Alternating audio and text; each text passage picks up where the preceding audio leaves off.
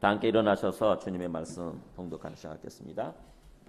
오늘 말씀은 마태복음 25장 14절입니다. 마태복음 25장 14절부터 30절까지 저와 여러분 한 절씩 교독하시겠습니다. 14절입니다. 또 어떤 사람이 타국에 갈 때 그 종들을 불러 자기 소유를 맡긴과 같으니 각각 그 재능대로 한 사람에게는 금 5달란트를, 한 사람에게는 2달란트를, 한 사람에게는 1달란트를 주고 떠났더니 5달란트 받은 자는 바로 가서 그것으로 장사하여 또 5달란트를 남기고 2달란트 받은 자도 그같이 하여 또 2달란트를 남겼으되 1달란트 받은 자는 가서 땅을 파고 그 주인의 돈을 감추어 두었더니 오랜 후에 그 종들의 주인이 돌아와 그들과 결산할세 5달란트 받았던 자는 5달란트를 더 가지고 와서 이르되 주인이여 내게 5달란트를 주셨는데 보소서 내가 또 5달란트를 남겼나이다.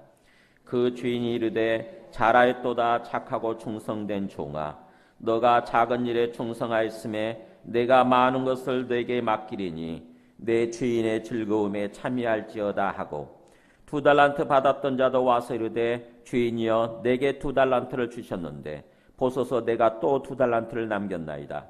그 주인이 이르되 잘하였도다 착하고 충성된 종아 내가 작은 일에 충성하였음에 내가 많은 것을 내게 맡기리니 내 주인의 즐거움에 참여할지어다 하고 1달란트 받았던 자는 와서 이르되 주인이여 당신은 굳은 사람이라 심지 않은 데서 거두고 해치지 않은 데서 모으는 줄을 내가 알았으므로 두려워하여 나가서 당신의 달란트를 땅에 감추어 두었었나이다.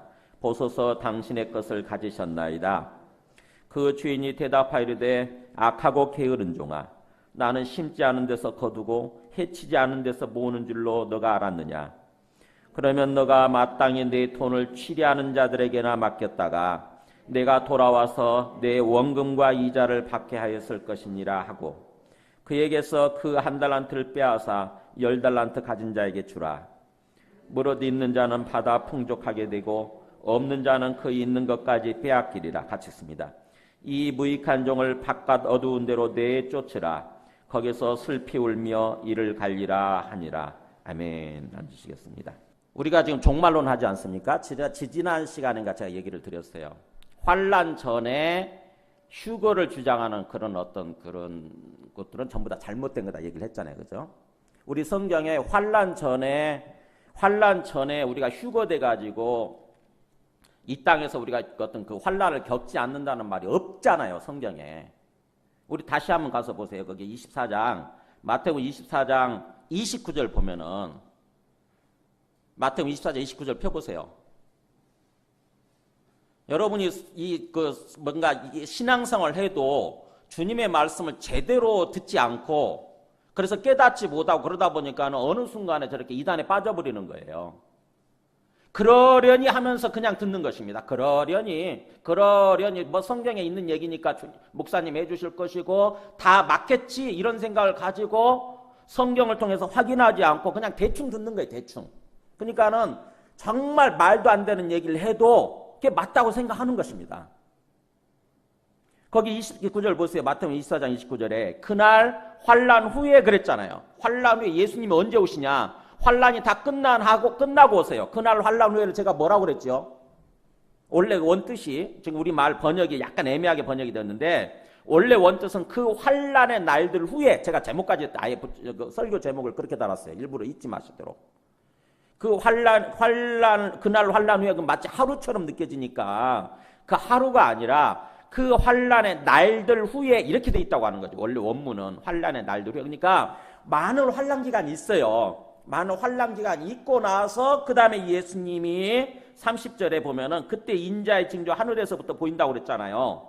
그러니까 환란의 날들이 기간이 지난 다음에 예수님이 오시는 거예요. 환란 전에 우리가 휴거되는 게 아니고 환란들이 다 끝나고 난 다음에 예수님이 하늘에서부터 보이는 거예요. 그러니까 우리는 뭐 환란 전에 우리가 하늘로 올라가 가지고 우리는 환란 같은 것을 겪지 않게 될 거다. 성경에 그런 말이 없어요. 딱 그 한마디만 들어도 저 틀린 말인데 이렇게 알 수 있잖아요. 우리가 성경을 제대로 알고 있으면, 제대로 본다고 한다면. 그죠? 우리가 환란 전에 도망가야 된다. 환란 전에 저 피지섬으로 도망가야 된다. 그러니까 빨리 돈들 거기다 투자해라. 투자가 아니지. 빨리 돈들 내라. 해가지고 돈들 다 있는 그대로 다 대출 받아가지고 도망가 버린 거잖아요. 그쪽에. 그 사람들 여기 오게 되면은 그 돈 대출 받은 거 갚지 못하기 때문에 전부 다 신용불량자들이 돼요.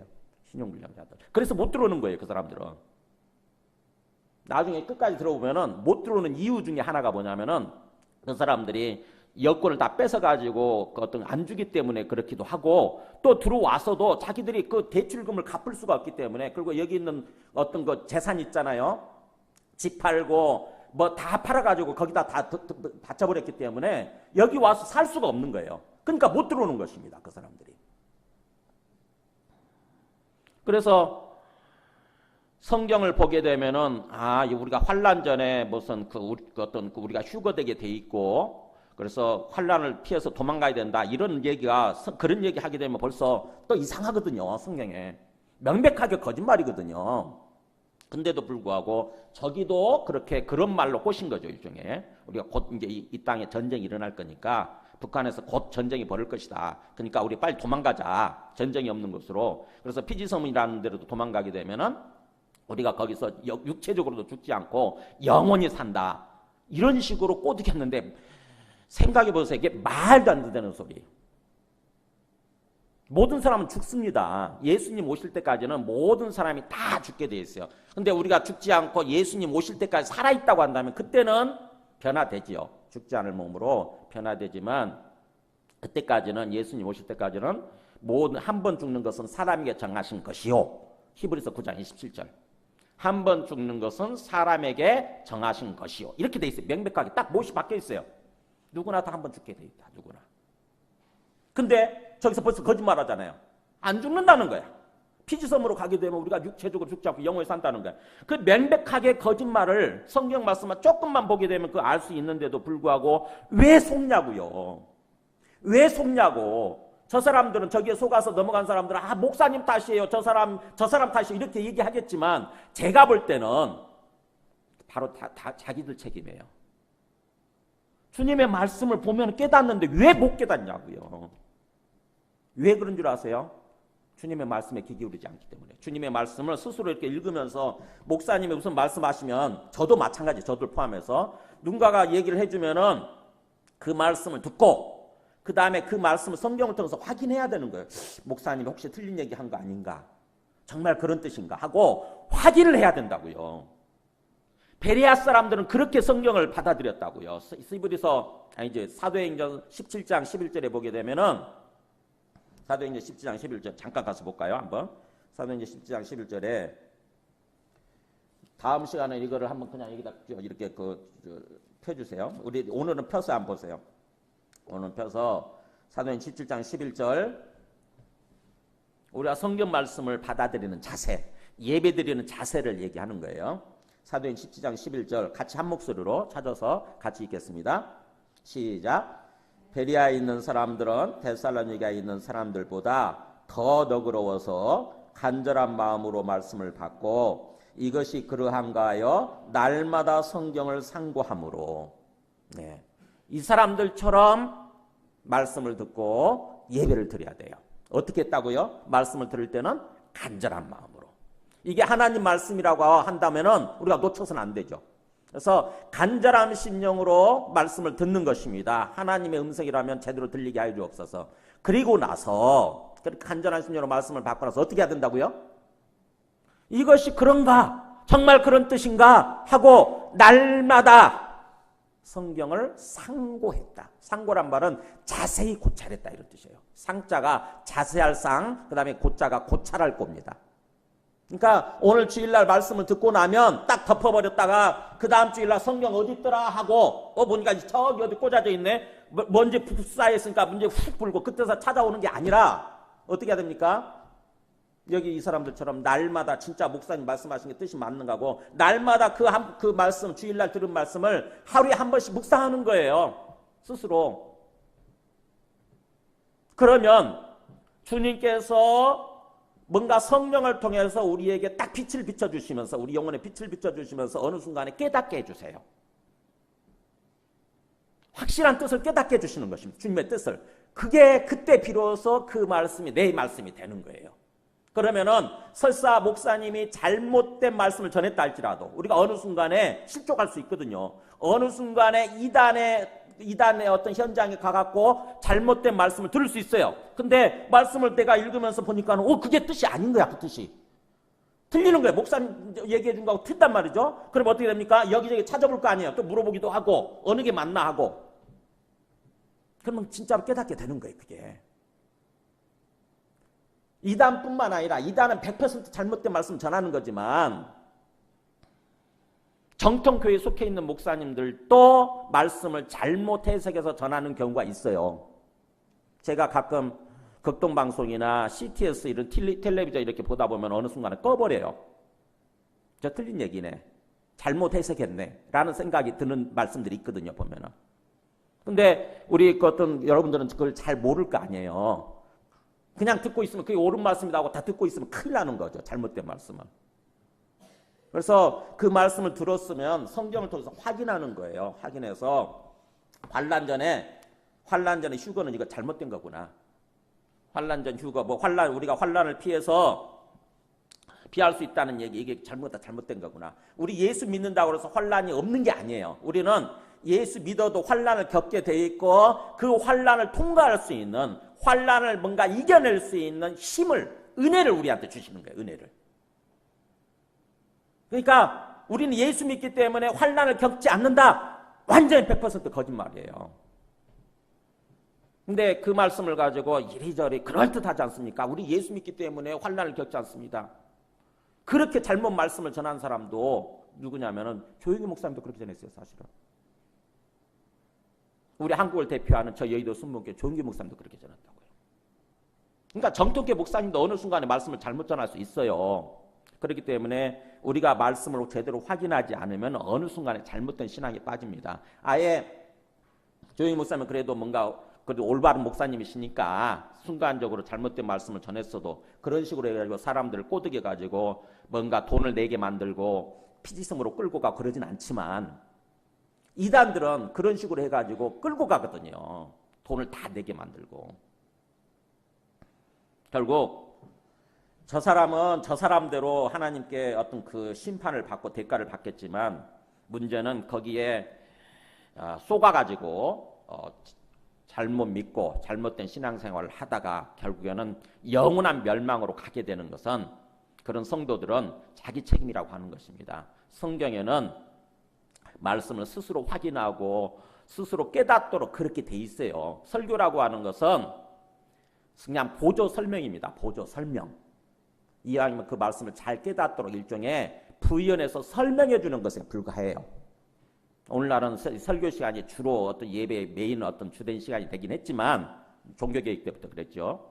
종교개혁 때부터 그랬긴 했지만 그러나 우리 느헤미야서를 읽어본다고 한다면은 부연 설명 시간입니다. 사실은. 오히려 말씀 읽는 시간 있죠. 그때는 그래서 다 일어나서 읽었어요. 말씀 다 일어나서 읽고 완전히 딱 부동자세로 해가지고 있잖아요. 주님 앞에 지금 살아계신 주님이 말씀해 주시는 거니까 전부 다 긴장을 하고 완전히 두려움과 떨리는 마음으로 주님의 말씀을 다 일어서서 읽었어요. 읽고 나서 옆에 사람들이 좀 이렇게 부연해서 설명해 주고 그런 식으로 예배를 드렸습니다. 그러니까 말씀을 듣고 스스로 이렇게 묵상을 하고 깨닫는 것은 우리 책임이라고 하는 거예요. 그러니까 저렇게 지금 우리가 어떤 종말론에 대해서 지금 이렇게 우리가 말씀을 함께 나누고 이렇게 예배를 드리고 있잖아요. 왜냐하면은 종말론을 우리가 잘 모르다 보니까 저렇게 뭔가 종말론에 대해서 종말론 아닙니까? 종말론에 대해서 뭔가 요한계시록이나 이런 걸 가지고 말씀을 전해주게 되면은 다 그냥 거기에 푹 빠져버리는 거예요. 자기가 모르는 상태에 있다 보니까 그 말씀도 묵상하지 않죠. 그러다 보니까는 잘못된 종말론 말씀을 듣고 저렇게 잘못된 신앙에 빠져가지고 완전히 폐가망신한 거잖아요. 저게 그잖아요. 돈 다 갖다 바쳐버렸죠. 지금 제가 조금 보여줬어요. 너무 충격받을까 봐. 말도 안 되는 일이 벌어져요. 말도 안 되는 일이. 막 나이 드신 분들 딱 일어서가지고 앞으로 나오라 해서 막 뺨을 때린다고 그냥. 아니 그게 말이나 되는 소리예요. 자기도 뭔가 그게 걸리적거리니까 걸릴 수 있으니까 끄라고 그랬겠죠. 그죠? 녹화하지 말라고 그러잖아요. 아까. 무섭지 않습니까? 이 방송만 살려두고 녹화 방송 끄라 그러잖아요. 근데 녹화해가지고 좀 들통나버린 거 아닙니까? 말도 안 되는 일이 벌어지는 거예요. 이게. 그나마 저 사람이 저기 자리를 알아볼 때 웃기죠. 점쟁이를 불러가지고 어디다 건물을 지어야 될지 한국 사람 점쟁이를 거기까지 데려갔답니다. 돈 다 비행기 싹 다 대주고 해가지고 거기 가서 어디다 건물을 지어야 됩니까? 그러니까 그 점쟁이가 자기가 얘기를 하더라고. 내가 거기 가서 그 건물 지을 자리 다 봐줬다고. 거기서 왕이 나온다고 그러면서. 아니 예수 믿는 사람이 점을 봐요? 예수 믿는 사람이 점쟁이를 동원해서 집자리 알아보고 그렇게 합니까? 성경은 뭐라고 그랬어요? 점쟁이는 돌로 쳐 죽여라 그랬거든요. 하나님을 온전히 의지하지 않고 점쟁이를 의지하게 되면 그 귀신을 의지하는 거잖아요. 그렇기 때문에 점쟁이는 돌로 쳐 죽여라 그렇게 돼 있어요. 성경에. 근데 예수 믿는 목사가, 예수 믿게 만드는 목사가 점쟁이를 동원해서 무속인을 동원해가지고 집자리 알아보고 그러냐고요. 그럴 수 있겠냐고. 안 믿는다는 얘기잖아요. 예수님 안 믿는다는 얘기지. 안 믿고 뭐예요? 자기는 안 믿지만 그야말로 농락하는 것입니다. 사람들 속이는 거예요. 믿는 척하면서 속이는 거예요. 그래가지고 자기뿐만 아니라 자기 아들, 자기 손자까지 그렇게 자기 아들과 손자까지 쫙 제일 먼저 재산 상속 명단에 1, 2, 3번으로 돼 있어요. 1, 2, 3번. 조사해 보니까. 거기에 속아 넘어가는 사람들 우리가 바보예요. 우리가. 그래서 제가 말씀을 드리는 거예요. 우리가 지금 종말론 신앙에 대해서 바르게 알아야 된다. 바르게 알아야 되고 그래야 우리 신앙생활이 건강하고요. 이 땅에서도 건강한 삶을 살게 돼 있고 그 다음에 우리가 구원받는 거죠. 주님 오실 때 정말로 구원받는 거죠. 자, 오늘 말씀 보세요. 오늘 말씀 보면은 우리가 지금 24장에서 예수님이 반드시 오시긴 하죠. 그죠? 반드시 예수님이 다시 오신다고 하는 건 확실하다. 그런데 문제는 뭐예요? 그 오시는 날짜나 시간은 아무도 모른다는 거죠. 그죠? 아무도 모른다는 거예요. 그게 그 24장 36절에 그랬잖아요. 그날과 그때는 아무도 모르나니. 그러니까 뭐 언제 온다라고 뭐 날짜와 시간을 얘기해 주는 사람들도 잘못된 거죠. 그죠? 36절에 보게 되면 그 날과 그때는 아무도 모른다 그랬잖아요. 심지어는 누구도 모르냐면 하늘의 천사도 모르고 그 다음에 심지어는 아들 예수님도 모른다는 거예요. 예수님도. 누구만 아느냐? 누가만? 오직 하나님 아버지만 아신다는 거예요. 그런데도 불구하고 저 잘못된 어떤 그 이단들 중에 뭐라고 그래요? 언제 온다? 1992년 10월 28일 날 온다. 그게 다미성교회 사람들이 다미성교회 사람들. 또는 그게 불발이니까 그게 뭔가 오류가 난 것 같다. 오류란 말을 쓰더라고. 오류가 난 것 같다. 그러니까 이제는 1999년에 온다. 1999년 10월 28일 날 온다. 그것도 또 안 됐어요. 그래서 이제 그다음부터 쏙 들어갔다가 3년 전에 2015년에 또 나타났어. 그 사람들이. 2015년 10월 언제 또 온다. 그렇게 했어요. 한 번 정도 속았으면은 안 속아야 되잖아요. 근데 신기하게도 두 번째도 속고 세 번째도 속고 세 번째 그렇게 얘기하는데도 불구하고 거기서 그쪽으로 가더라고 또 사람들이. 이 교회 나오다가 간 사람도 있다니까요. 심지어는 제가 문자까지 보냈어요. 제발 가지 마시라. 그거 틀린 말이다. 뭐 전쟁이 온다는 동 이제 환란 시작된다는 그러니까 우리가 휴거될 테니까 빨리 와서 오라는 동 그러니까 거기 속아갖고 갔어요. 교사 부부가 그것도 교사 출신의 부부가 은퇴한 사람들이죠. 두 분 다. 아마 기억나실지 모르겠어요. 제가 정말 간절히 보냈어요. 그 틀린 말이니까 제발 거기 가지 마시라고. 근데 강간무 소식에. 지금 어떤 생각하는지 모르겠어요.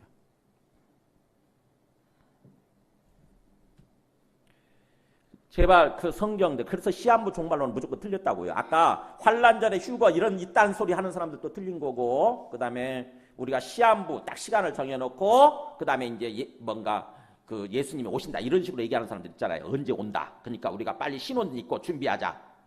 신옷을 왜 자기가 만들어 입어? 주님께서 주님께서 입혀주신다고 그랬지. 그잖아요. 그 흰옷이라고 하는 게 일종의 주님과 결혼하기 위해서 웨딩드레스를 상징하는 거예요. 웨딩드레스, 흰옷. 그래서 주님께서 실제 옷이 아니죠. 빛의 옷이에요. 빛의 몸으로 바뀌는 거예요. 그렇게 바꿔주신다고 하는 얘기인데 정말 그런 식으로 해가지고 결국 했다가 결국 안 됐잖아요. 또 2015년도에도. 그러니까 36절을 보게 되면은 무슨 시한부를 정해놓고 언제 온다는 도 이런 식으로 한 사람들은 100% 이단 하면 돼요. 가서 펼쳐주세요. 성경 말씀 펼쳐. 여기만 있는 것도 아니고 사도행전 1장 8절에도 있잖아요. 이 말씀 가 보시라고. 아무도 모른다고 하지 않는데 당신들 어떻게 아냐고. 이렇게 틀린 거예요. 그러니까 성경을 보게 되면은 확실하게 알 수 있어요. 그래서 주님은 오시는 건 맞지만 주님 오시게 되면 이 세상은 끝나게 돼 있고 우리는 빛의 몸으로 바뀌어가지고 부활을 하는 거죠. 부활체의 몸으로 바뀌는 거예요. 그래서 우리가 영원히 살게 되겠지만 그 반면에 믿지 않는 사람들은 심판받고 영원한 지옥불로 떨어지게 되겠지요. 그렇게 되는데 문제는 그 날짜와 그 시간 구체적인 것은 알지 못하기 때문에 어떻게 됩니까? 항상 영적으로 긴장한 가운데 깨어있어야 되는 거예요. 깨어있으라. 그래서 주님께서 거기 42절에 그렇게 돼 있잖아요. 24장 42절에 그러므로 깨어있으라. 깨어있으라. 깨어있어야 되는 이유 나오죠. 어느 날에 너희 주가 임하는지 너희가 알지 못하기 때문에. 우리가 방심하고 있는 사이에 올 수 있다고 하는 거죠. 방심하고. 오늘 저녁에 오실 수도 있어요. 오늘 저녁에도. 그러니까 영적으로 깨어있다는 말은 잠자지 않는 거잖아요. 영적으로 잠자지 않고 즉 다시 말하면 에이 모르겠다 하면서 딴짓하는 것입니다. 주님을 믿지 않고 딴짓하면서 사는 거예요. 그러지 말고 주님을 확실하게 믿고 주님 언제 오실지 모른다 하면서 그런 생각 거기에다 초점 맞춰서 사는 것입니다. 그게 깨어있는 거예요. 주님 언제 오실지 모르기 때문에 내가 깨어있어야 되겠구나. 준비하고 긴장하면서 깨어있어야 되겠구나. 이게 깨어있으라는 얘기예요. 그리고 44절에도 그랬죠. 이러므로 너희도 어떻게 됐습니까? 뭐라고? 깨어있다는 말은 준비하는 삶을 사는 거예요. 그날을. 주님 오신다고 한다면은 내가 뭔가 마음을 다 기쁨으로 환영을 해야 되잖아요. 아이고 주님 드디어 오셨군요 하면서 기쁨으로 환영해야 되는데 내가 딴짓하면서 살다가 갑자기 오니까 어떻게 해요? 당황하는 거예요. 이게 당황하는 거예요. 올 줄 몰랐는데 이게 진짜인 줄 몰랐는데 내가 완전 생각해보세요. 내가 엉뚱한지 완전 죄악 가운데 있다가 완전 죄악된 삶을 살고 지금 죄를 범하고 있는데 주님이 오셔버린 거예요. 그런지 말라는 거죠. 그러죠. 깨어있어라. 준비하는 삶을 살아라고 하는 거죠. 그래서 그런 맥락 가운데서 25장을 지금 세 가지 어떻게 하면 어떤 모습이 우리가 깨어있고 어떤 모습이 준비하는 삶을 살아가는 건가 이거를 얘기하기 위해서 반복해서 세 번에 걸쳐서 어떤 그 예화를 들어주는 것입니다. 비유를 들어서 얘기를 하는 거예요. 세 번에 걸쳐서. 세 가지 비유가 나오는 거죠. 그러니까 이게 중요하다는 얘기죠. 세 번씩이나 비유를 들어서 강조해서 얘기한다고 하는 것은 이게 굉장히 중요하다는 얘기죠. 사람들이 뭔가 그렇게 깨어있지 않은 삶을 살아갈 가능성이 큰 것입니다. 마지막 때에. 그래서 1절에서 첫 번째 비유가 거기 1절에서 13절까지 뭐였어요? 지난 시간에 우리 했던 거? 열처녀 비유. 열처녀. 그러니까 신랑을 기다리는 열처녀죠. 신랑을 기다리는 열처녀. 근데 열처녀가 5대5로 나뉘지 않습니까? 5명은 굉장히 슬기롭고 지혜 있는 깨어있는 사람이었던 거고 5명의 처녀는 뭐예요? 미련한 사람이었어요. 영적으로 둔감하고 영적으로 깨어있지 못한 주님의 말씀을 전혀 깨닫지 못하는 그러다 보니까는 주님을 믿는다고 그러면서도 엉뚱한 삶을 살아가는 사람 이걸 상징하는 게 그들을 대표하는 게 5명의 미련한 처녀예요. 10명 다 신랑을 맞으러 나갔으니까 기본적으로 등불을 들고 신랑을 맞으러 나갔으니까 어떻게 해요? 다 교회 다니는 사람들이잖아요. 다 교회 다니는 사람들이에요. 스스로는 예수 믿는다고 생각하는 사람들이에요. 근데 뭐예요? 실제로는 정확하게 제대로 믿지 않았기 때문에 결국 준비하지 못해가지고 그 미련한 5 처녀는 어떻게 됩니까? 결국 그 신랑의 혼인잔치에 참석하지 못하잖아요. 그러니까 구원받지 못한다고 하는 얘기입니다. 그 맥락에서 얘기를 한 거고요. 그 다음에 오늘 비유는 달란트 비유예요. 달란트. 이제 달란트에 또 빗대서 얘기를 하는 거고요. 한번 보세요. 그렇게 세 가지 비유를 얘기하는데 오늘 달란트는 뭐냐? 달란트는 14절 보세요. 또 어떤 사람이 타국에 갈 때 그 종들을 불러 자기 소유를 맡긴과 같으니 그러면서 소유는 재산이에요. 타국에 여행 가면서 아마 미국이나 이렇게 멀리 여행 가면서 종들을 부른 것 같아요. 종들을 불러서 누구누구야 그러면서 와서 자기 재산을 이렇게 떼어주는 것입니다. 자기 재산을 일부씩 이렇게 떼어주면서 맡기는 거예요. 그래가지고 15절에 보니까 각각 그 재능대로 한 사람에게는 금 5달란트를 한 사람에게는 2달란트를, 한 사람에게는 1달란트를 주고 떠났다. 이렇게 줬다는 말은 맡기고 떠났다 이런 뜻이죠. 맡기고 떠났다는 얘기예요.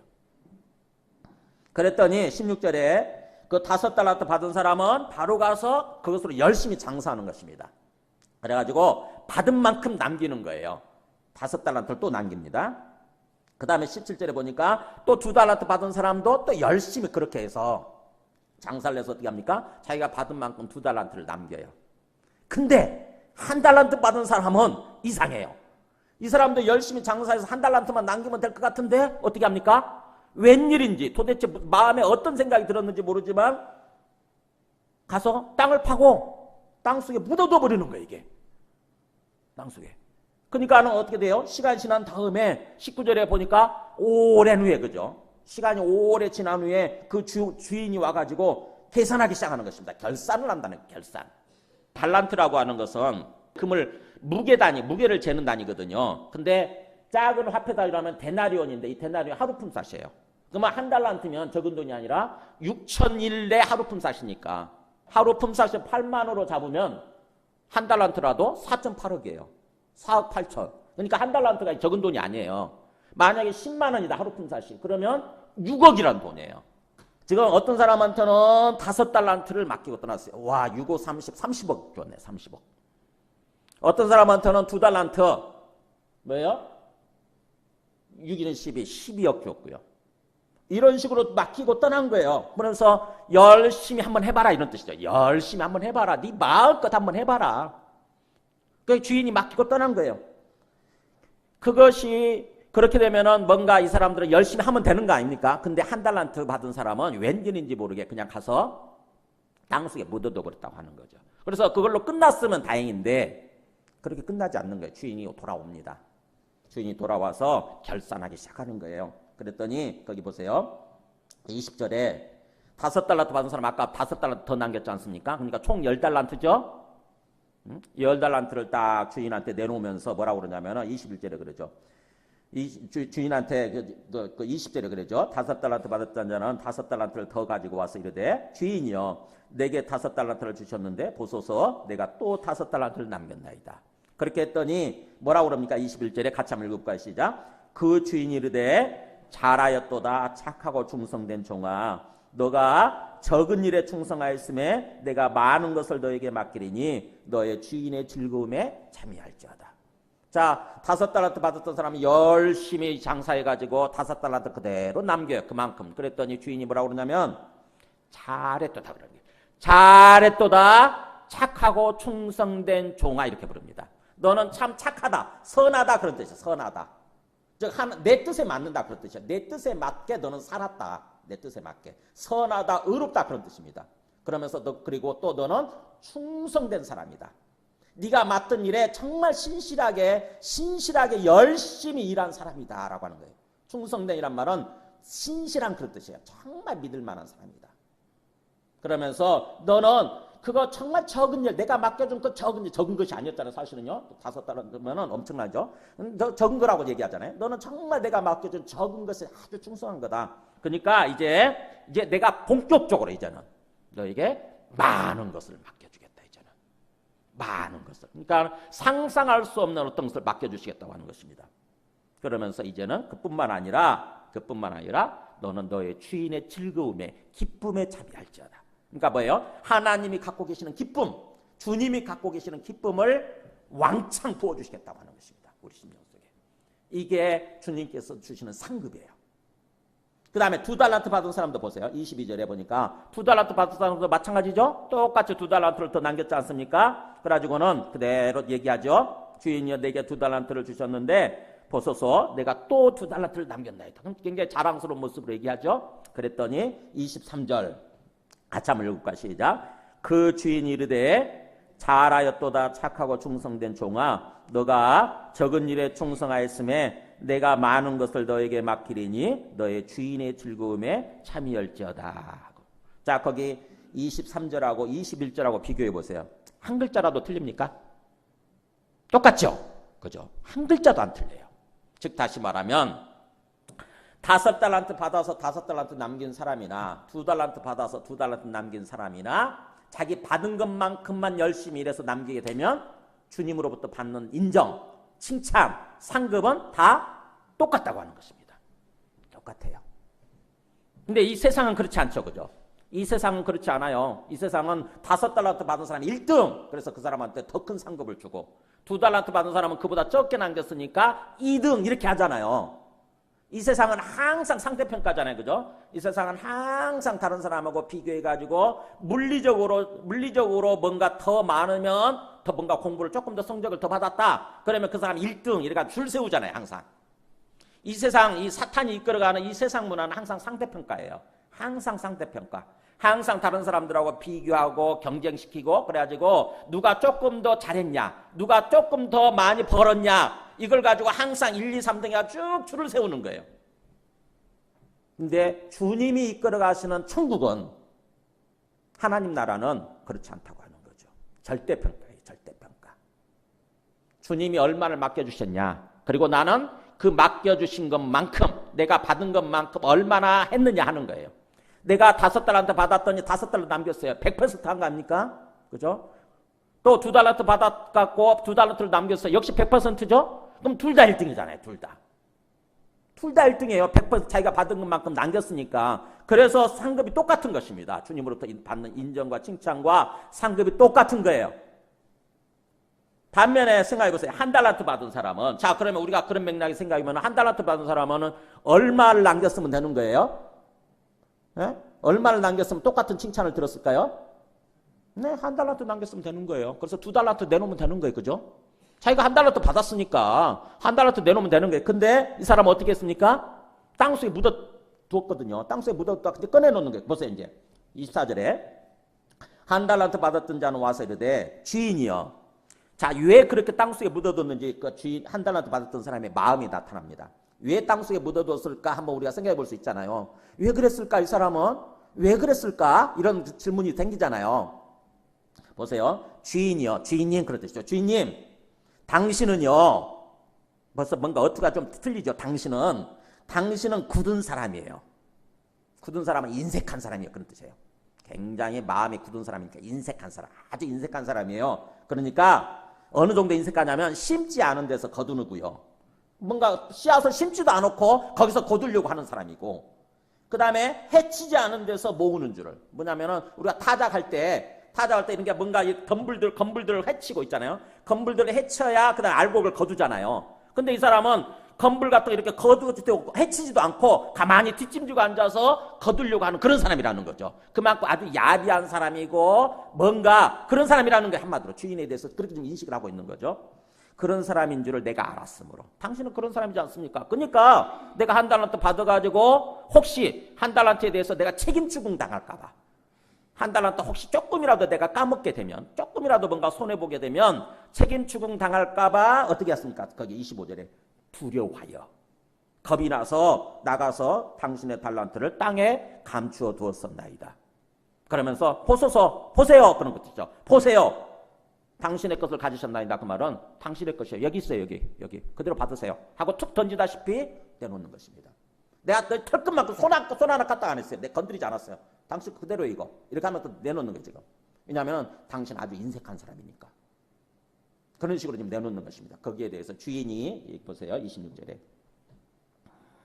그 주인이 대답하려되, 기가 막힌 거예요. 사실 이 사람에 대해서 기가 막힌 거죠. 이 악하고 게으른 종아. 악하고 게으른 종아. 이 악하다는 말은 아까 착하다는 말이 반대말이죠. 즉 다시 말하면 의롭지 않다, 불의하다 이런 뜻이에요.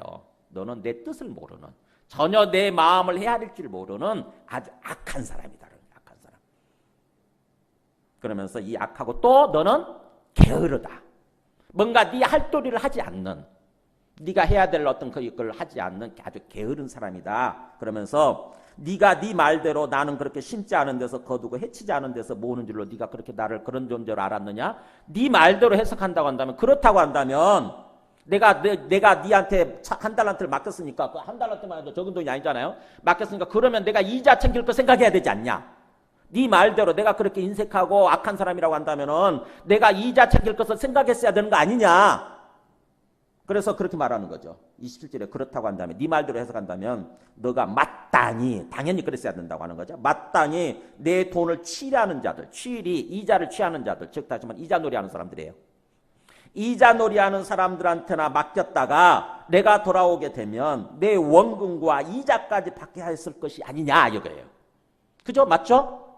그 말대로 그 사람 말대로 해석한다면 그렇잖아요. 원금만 내놓으면 안 되지. 시간도 오래 지났는데 그것도. 결국 뭐예요? 잘못 알았다고 하는 것입니다. 이 주인에 대해서 잘못 알았어요. 완전히. 그래서 어떻게 되냐면 결국 심판받습니다. 28절에 그에게서 그 한 달란트를 빼앗아서 10달란트 가진 자에게 주어라. 이 사람은 완전히 충성하지 않는 자기 뭔가 받은 거에 대해서 뭔가 감당할 줄 모르는 충성하지 않는 사람이니까 뺏어라. 뺏어가지고 저 열심히 충성한 정말 제대로 해낸 저 10달란트 가진 사람한테 주어라. 그렇게 하고 그 다음에 또 어떻게 합니까? 그러면서 29절에 무릇 있는 자는 받아 넉넉 풍족하게 되고 없는 자는 그 있는 것까지 빼앗기리라. 이게 하나님 나라의 영적 부익부 빈익빈 현상이에요. 그러니까 뭔가 정말 하나님을 진정으로 믿고 하나님 앞에 깨어있는 사람들은 뭐예요? 더 받는 것입니다. 더 풍성하게 받는 반면에 깨어있지 않는 사람 안 믿는 거죠. 깨어있지 않는 사람들은 정말 뭔가 받을 자리 없어요.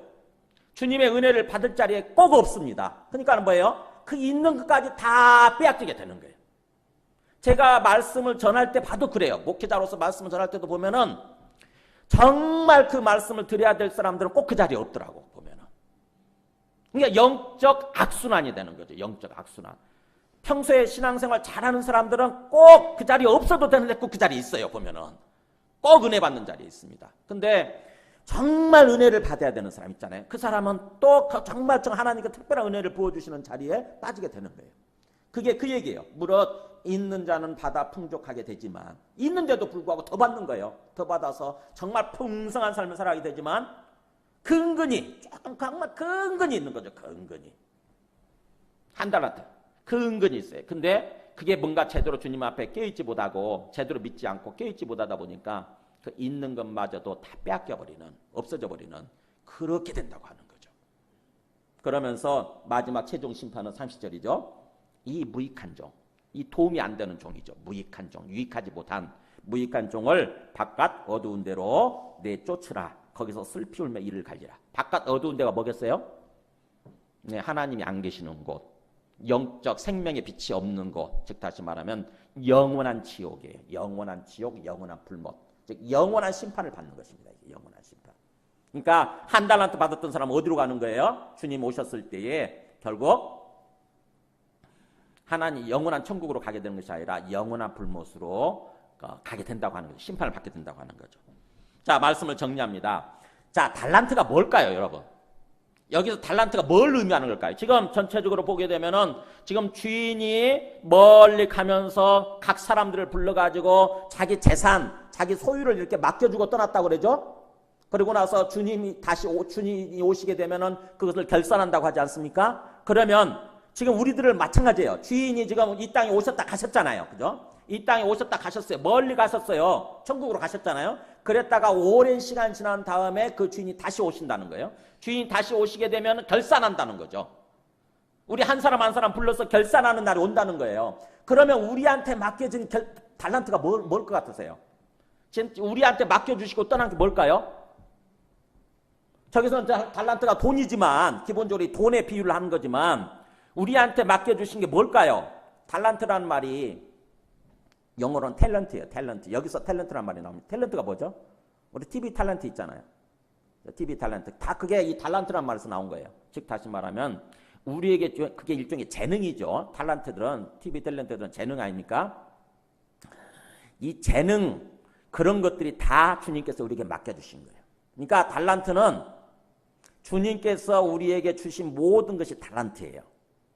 우리는 빈손으로 왔다가 빈손으로 가는 사람들이잖아요. 빈손으로 왔던 사람들이 이 땅에 올 때 아무것도 들고 오지 않았어요. 그죠? 아무것도 없어요. 빈손으로 왔었는데 이렇게 살다 보니까 옷도 있고 지금 옷도 있고 신발도 있고 뭔가 돈도 있고 이런 게 있잖아요. 다 달란트예요. 즉 다시 말하면 우리에게 주어져 있는 시간도 달란트고요. 우리 보통 한 8, 90년 아니면 100년 정도 살다 가지 않습니까? 그 생명의 시간도 달란트고요. 이 우리 몸뚱아리도 달란트고, 그 다음에 우리에게 주어져 있는 재물, 돈도 달란트고, 또 사람마다 재능이 있지 않습니까? 우리 각자 재능이 있잖아요. 재능. 우리 재능 적성검사 하잖아요. 재능이 다 있잖아요. 어떤 사람은 피아노를 잘 치고, 어떤 사람은 음악을 작곡을 잘하고, 어떤 사람은 돈을 잘 벌고, 이런 다 달란트입니다. 달란트, 재능. 그것도 달란트고요. 또 심지어는 우리에게 주어져 있는 자식도 역시 달란트예요. 자식도. 나중에 주어진 거잖아요. 그죠? 하나님으로부터 주어진 거 아닙니까? 자식도 우리의 달란트예요. 자, 그렇다고 한다면은 하나님께서, 주님께서 천국에 가시면서 우리한테 맡겨주신 거라는 거죠. 그거. 그 달란트를 가지고, 우리가 받은 달란트를 가지고 어떻게 장사하느냐, 즉 어떻게 주인의 뜻을 실현하면서 주님의 영광을 나타내는 삶을 사느냐 하는 거예요. 그것을 가지고 나중에 주님이 계산하신다는 것입니다. 결산한다는 거예요. 봐라, 너 빈손으로 왔지 않느냐. 너 빈손으로 왔는데 내가 내한테 나중에 그야말로 시간이라고 하는 걸 주었고, 네 몸을 주었고, 네 재물을 주었고, 네 재능을 주었고, 그 다음 자식을 주었는데 그것들을 가지고 어떻게 살았느냐라고 하는 거죠. 어떻게 살았느냐 묻냐는 것입니다. 묻는다는 것입니다. 어떻게 살았느냐, 어떻게 내 영광을 나타냈느냐, 어떻게 나를 위해서 살았느냐를 가지고 묻는다는 거예요. 결산한다는 거예요. 그렇게 받은 달란트만큼, 5달란트나 2달란트 사람처럼 받은 달란트만큼 열심히 남긴 사람들은 주님으로부터 그렇게 칭찬과 상급을 받게 되지만, 1달란트 받은 사람처럼 뭐예요? 주님에 대해서 잘못 아는 거예요. 오해한 것입니다. 착각한 것입니다.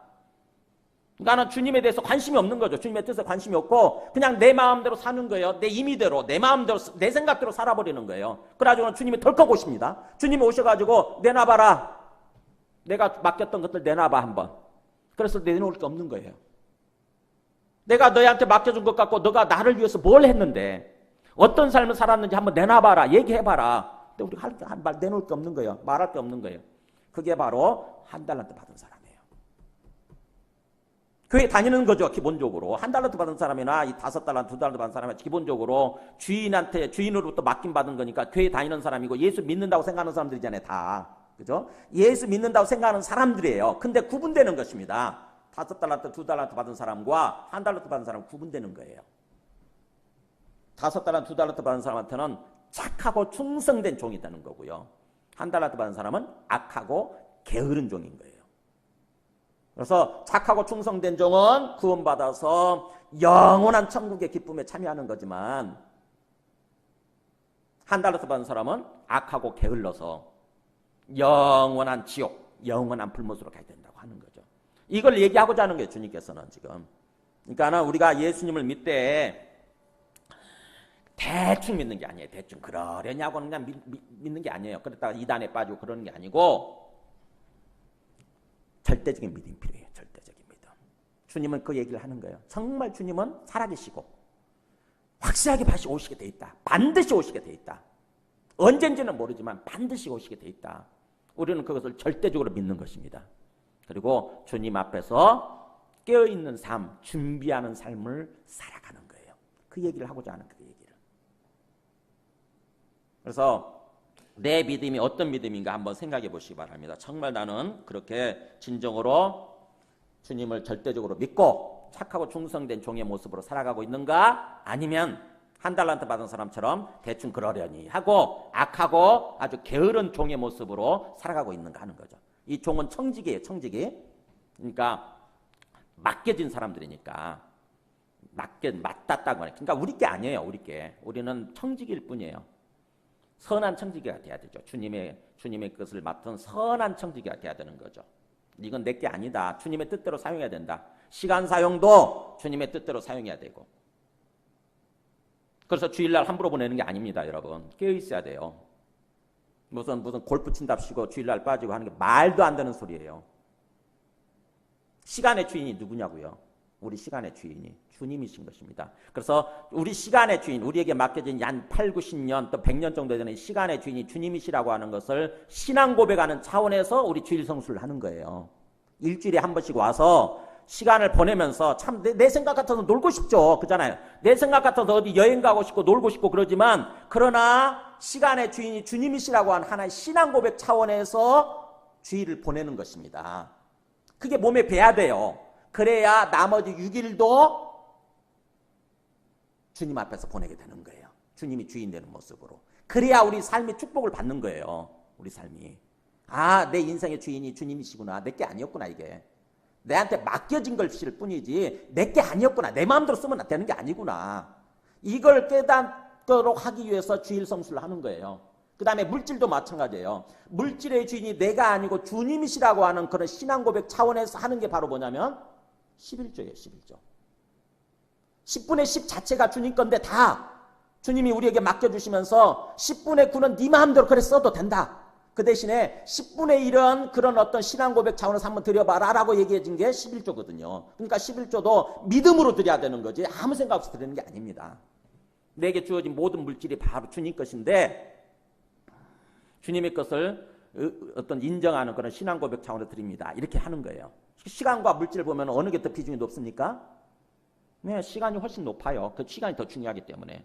시간이 돈보다 더 중요해요. 그래서 시간은 7분의 1이지만 일주일 중에 하루니까 7분의 1이지만 7일조죠. 7일조. 반면에 물질은 11조밖에 안 돼요. 10분의 1밖에 안 되는 것입니다. 근데 그런 모든 것이 바로 내 인생의 주인이 누군가, 내 시간의 주인이 누구고, 내 물질의 주인이 누구고, 내 재능의 주인이 누군가, 내 자식의 주인이 누군가 이거를 고백하는 차원에서 일종의 연습이죠. 신앙 훈련이고 신앙 연습입니다. 그런 차원에서 드리는 거예요. 주님은 우리에게 모든 것을 맡겨주시고 나서 언젠가는 결산할 날이 와요. 그걸 절대적으로 믿고 주님 앞에 깨어있는 그런 삶을 살아라 라고 하는 게 이 달란트의 비유입니다.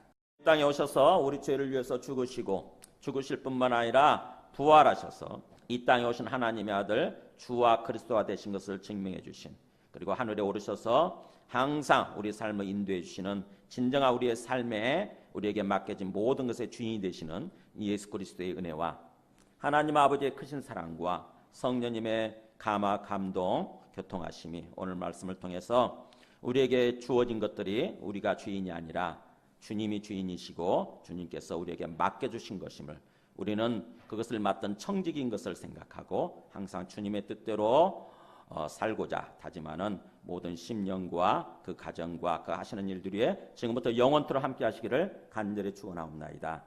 아멘.